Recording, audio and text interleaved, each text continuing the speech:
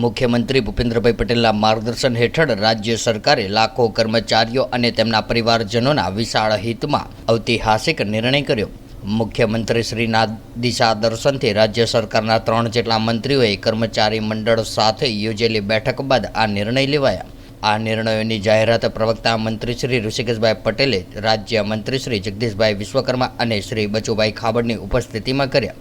તારીખ 1/4/2005ના પહેલા વિવિધ સર્વાંગીના ફિક્સ પગારમાં નિમણૂક કરાયેલા 60,245 જેટલા અધિકારી કર્મચારીઓને જૂની પેન્શન યોજનાનો લાભ આપવા સૈદ્ધાંતિક સ્વીકાર પ્રવક્તા મંત્રી શ્રી ઋષિકેશભાઈ પટેલ દ્વારા જણાવાયું હતું। કેબિનેટ બેઠકમાં નીચે મુજબના 4 રજૂઆતોને સૈદ્ધાંતિક સ્વીકાર કરાયો હતો, જેમાં ઉચ્ચ બદલી મુસાફરી ભથ્થું, વય નિવૃત્તિ સમયનું ઉચ્ચક મુસાફરી ભથ્થું 7મા પગાર પંચ પ્રમાણે આપવું, ચાર્જ એલાઉન્સ બેઝિક પગાર 5 કે 10% આપવામાં આવે છે, જે 7મા પગાર પંચ મુજબ આપવું, મુસાફરી અને દૈનિક ભથ્થાના દર સુધારવા, વય નિવૃત્તિ અવસાન ગ્રેજ્યુએટીની રકમમાં વધારો કરવો।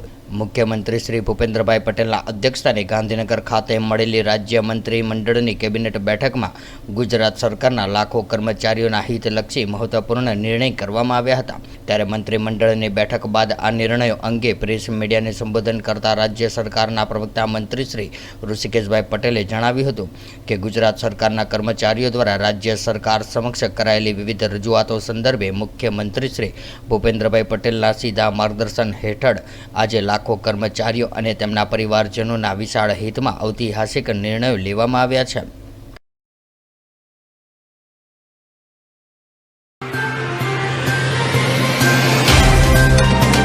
तो व्हाट्सएप, ट्विटर, फेसबुक, इंस्टा जहाँ भी आपका अकाउंट है, इसे शेयर बटन के द्वारा वहाँ पर शेयर करें।